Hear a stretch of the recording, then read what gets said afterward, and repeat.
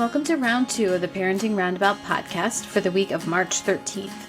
I'm Catherine Haleko, and I'm here with Terry Morrow. Hello. Usually on this podcast, we talk about parenting issues, but once a week, Terry and I like to get together to discuss TV, movies, books, and other entertainment topics, because it's nice to talk about something other than parenting for a change. So this week, we continued with our 2 series watches. We are actually approaching the end of the season for both. Brothers and Sisters, we just finished episode 19, and Shrinking, it was episode 8 out of 10. This one was called Boop, and it wasn't about booping dogs on the nose, as we thought maybe it would be. It was about consequences happening for your Making actions. people face the consequences. In fact, There was early on, I wrote this line down because it seemed like it was the theme for the episode. Somebody said, "You F up, you have to face the music." They did not say F, but you'll get the idea. They certainly did not on this show. They love an F-bomb.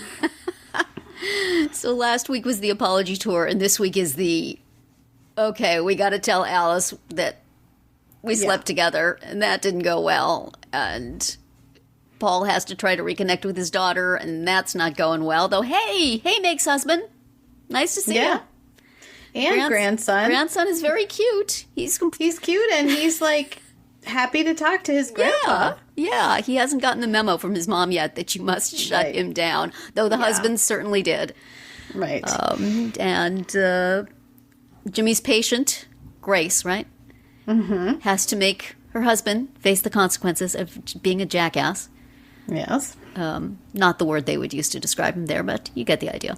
And but do you think she will actually do this? Boop his coffee into, the sink. His wonderful just into coffee. the sink. He just sounds like not into his lap. An irredeemable human being. But I know, and like I don't think a boop's gonna do it. It's just gonna set him off and make him mad. Yeah. I mean, this is a person who's in an abusive relationship, and just obviously telling her to leave did not work. And so telling her to boop his coffee, I also think is probably... Sounds like it's going to get her in the hospital, but... Yeah. This is the one character who has gotten absolutely... The husband has had absolutely no redeeming whatsoever in this show. Everybody else got facets. This guy, just the worst. Yeah. And that's fine. I have no problem with that.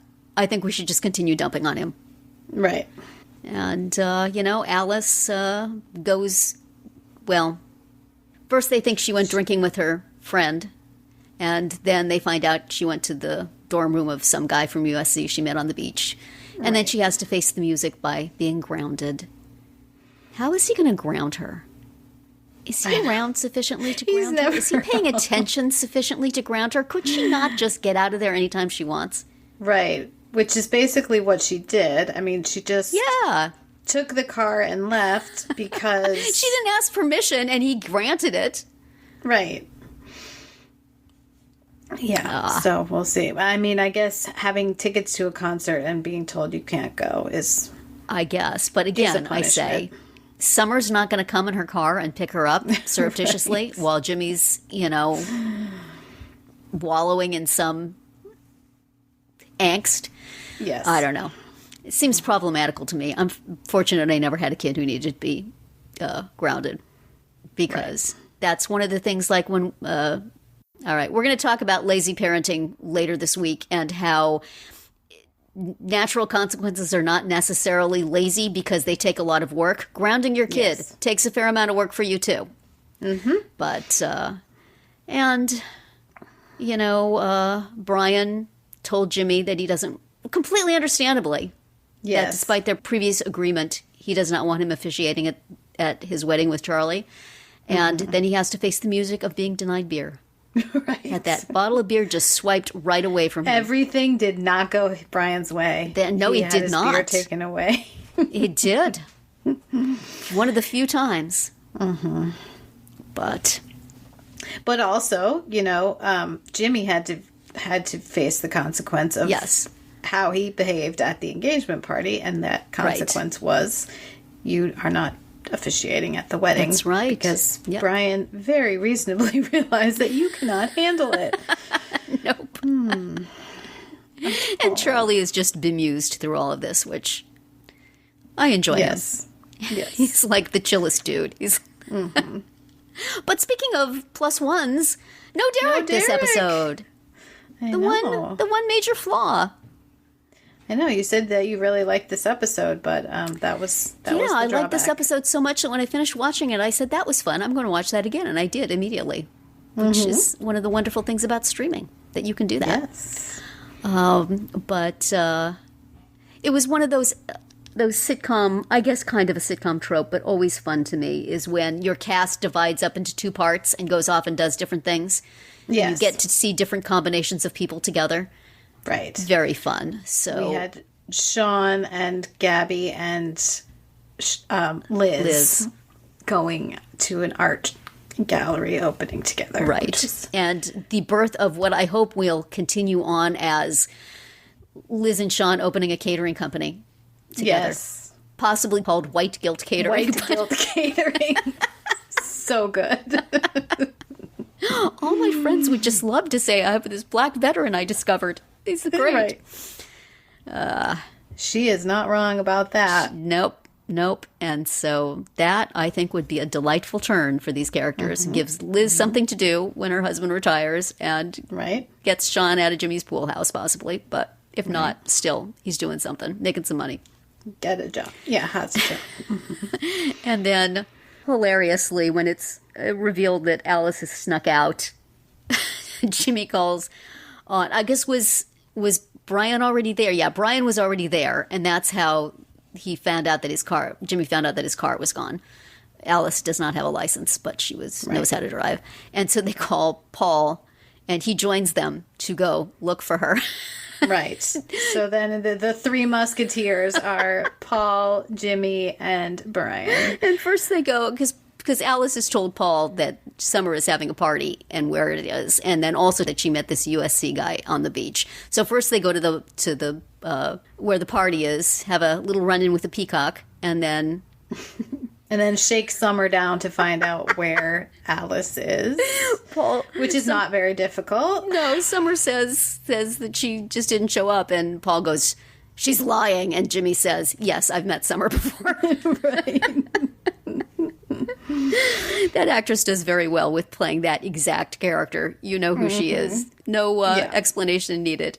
And there was, when Jimmy goes and sits down next to Summer to try to get the information out of her, and he says, I haven't really been paying very much attention. I have sort of been out of it and everything. And then he turns to her and his laser focus, but I'm paying attention now. Right. Very nice face acting by Jason Segel. So funny and freaked her. And then they go to, she says that Alice went to see this guy at USC, and they storm the dorms at USC, which I'm not sure you could actually do, but still. And they knock on this kid's door, and he opens it and he says, I think your grandpa and your two dads are here. Right. Very fun. It was just, Paul was particularly delightful in this episode. Yes, he was. Eating, what kind of candy was that? Fun dip. Fun dip.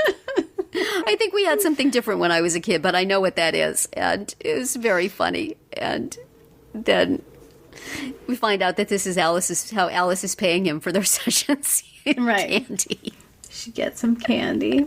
Aww. And then he stays behind to just stare down the USC kid for an extra 30 seconds until he gulps out of fear. And then Paul's like, okay, I'm ready to go. Just such a delight, Harrison Ford in this. I just can't get enough of it. So very fun. They're walking down the hallway, and Brian says all the kids at USC look so young, and Paul says, everybody looks young when you're our age. Yes. It's like, we are not peers. We are not the same age. But one does fall into that. yes. This is very fun. Yes. Gabby complains about something Liz does and doesn't get or something, and Liz says, "That's why all of my friends are rocks." Yes. I think that might have been my favorite line in the whole episode. Oh, excellent. Excellent work by Krista Miller with all her reactions to Gabby. She's just trying so hard to be a good friend, and she'll Right. just kind of go with anything, and if that turns out to be wrong, well, she'll just swivel around. So funny. And, Delightful. yes.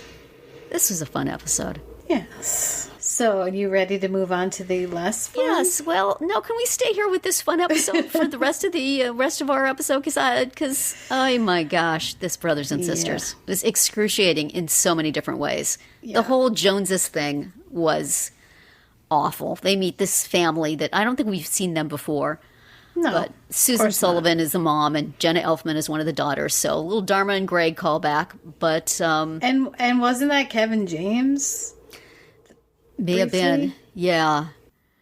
And it's just, oh, they have this game rivalry because that's what big families do, right? They just, and they're going to reinstate the game rivalry now. And Kitty is like all kinds of insufferable in this episode, just from beginning to end. Yes, terrible. Also, I was confused when they were at the butcher and she was trying to get a turkey because I said, didn't we have Thanksgiving already? Who eats turkey for Easter? I Turkey know. is not You're an Easter supposed to thing. eat ham. Where the heck is the Like, what? ham? I don't think they're keeping kosher. No. They're celebrating Easter, so Exactly. they're keeping kosher. Yeah, I've never heard of What? needing to have a turkey for. We make fun of the Joneses for getting all the turkeys for Easter. Yeah, you take those turkeys, you turkeys. Yeah. We're going to get real goes- Easter food.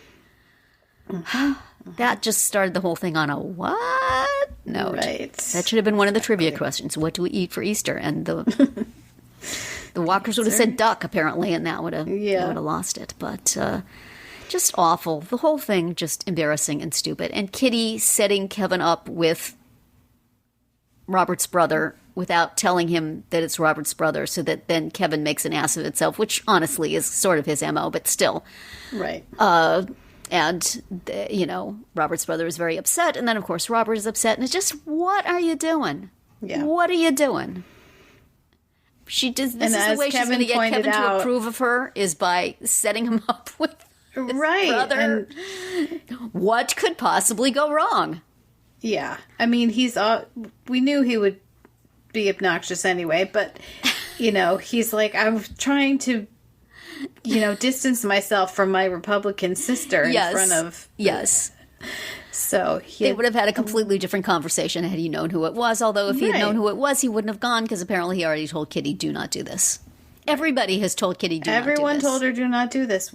What did she think was going to I happen? liked it better when she was smart. She was smart at one point, wasn't she? Or at least somewhat smart? She was awful I in this know, episode. between just her and Sarah. beginning to end. Yeah. It was looking like, oh, maybe we'll get a Walker sibling now who will be just pretty sweet and trouble free. Well, but that comes later. So this was not fun. No part of this was fun. Nope. There was a plot of the Justin sort of orders all the siblings to be nice to Rebecca, and so they all call up and suggest that they pursue activities together. And Rebecca is kind of, what even is this? And She's like, how about can we just get this all over with at once? Good call, sister. yes, and then Kitty doesn't want to meet her, but winds up meeting her just because she happens to come into the house at a time when she's there, and that's awkward. And so Sarah invites her over to meet Paige and Cooper, and gee, you like music? Here's a guitar that belongs to my husband Joe, who is also a musician and teaches music. Maybe he should give you some lessons. And I don't know, were you hearing da da da da when you were hearing that? It's like, this, you mean your husband who you're having problems with and who you're afraid is flirting with other women? That husband? Is that what you meant? But also, come on, Joe. I was in your corner because Sarah was being pretty awful, but now I'm like, buddy, Yeah. this is a 20-year-old who is your wife's sister. Yes. Like, can you not? But she said she's into older dudes, so it's, that was the green light. Now, I remembered that this happened. I did not remember that we don't actually see it happen. So there is the possibility that Rebecca is trouble with a capital T and is just making it up. Did you feel that possibility at all? No. Yeah. It does seem kind of like something he would do, doesn't it? Yeah. He's just so happy to have somebody who likes music. Mm-hmm. None of these people like music, and they're overwhelming, aren't they? They're so overwhelming. I feel it too. Yeah. Joe. Tried to bond with her on being like an outsider. Yeah. Which is sweet of him right up to the point where, no. Right to the point where he turns into a creep. 'Cause this is it, buddy. Check your contract, man. Yeah. Maybe you want to call your agent. But I just felt like, oh crap, here it comes. Yeah. Emily Van Camp, like Dave Annable, is really good with the vulnerable face. So she sold it. They keep putting them together. Yeah, they do. And also, it's like, never say these words to a member of the Walker family. You have to promise not to tell anyone. Just don't even bother. It's not going to happen. Justin is gonna... He's going to cell phone Sarah from the car on the way home. There is no way that boy is keeping this secret. No, what he'll do is he'll call a different sibling. That's right. Be like, I learned this information and I need to talk about it, but you can't tell anybody. Yeah. Really, honey, you have had personal experience with the fact that these people can't keep a secret. What do you expect? Sure You're can't. a bad judge of character unless you want him to immediately go and tell everybody, which is also possible. But on a completely frivolous note, man, Eric Winter was handsome in this. Plays McAllister's brother. Holy cow. Yeah. I've seen him mostly lately in The Rookie, where he is a great deal older and, not quite so glammed up. But he was very pretty. Man. I mean, you have to be able to buy that he's Love's brother. Some gene pool there, man. Wow. That's right. Good looking dude. And Kevin. Really, Kevin, we love you, man, but wow, are you an ass sometimes. Yeah. But let's hope that whatever else happens, whatever marriages break up from this, whatever relationships never get off the ground, whatever senator is mad at his girlfriend, all this stuff, if we just never see the Joneses again, that will be enough. Yes. May they not come back for their stupid trophy. May they not bump into each other. Which also, like, what? That was so dumb. Like, of course they're going to know who did it. And of course. Why do you care? And yes, the why do you care is the question of the day here. These people who we've never seen before on this show and never heard of before as your great big family rivals. And I'm sure we will never hear from them again unless they come, sneaking into Nora's house to steal their trophy back. As well they should. Which might be entertaining, actually. Maybe we should wish for that. Oh, dear. No. No, I'm not going to wish for that. Okay. Because then we'd have to see them again. We're just going to pretend that none of this ever happened. Yes. Oh, dear. Well. And yet we have to watch another episode next week, don't we? Mm-hmm, what are they up to next week? Next week, Brothers and Sisters. Oh, it's called Bad News.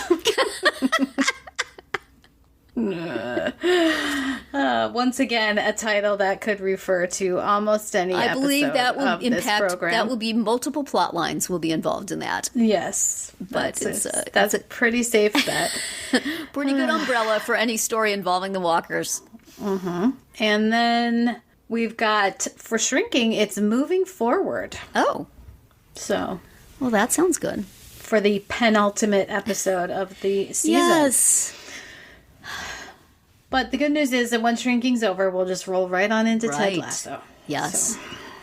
Alan Sepinwall says that the episodes in this season of Ted Lasso are like 45 minutes, which is unfortunate. More of the thing you like is not necessarily better. Right. Well, we shall get there soon enough, but that's going to be it for our round 2 today. Please subscribe to our Parenting Roundabout podcast so you won't miss any of our episodes. We have something new for you every weekday. As always, you can find recaps, links, and an opportunity to comment on our website at parentingroundabout.com. Bye, Terry. Bye, Catherine. Goodbye, everyone.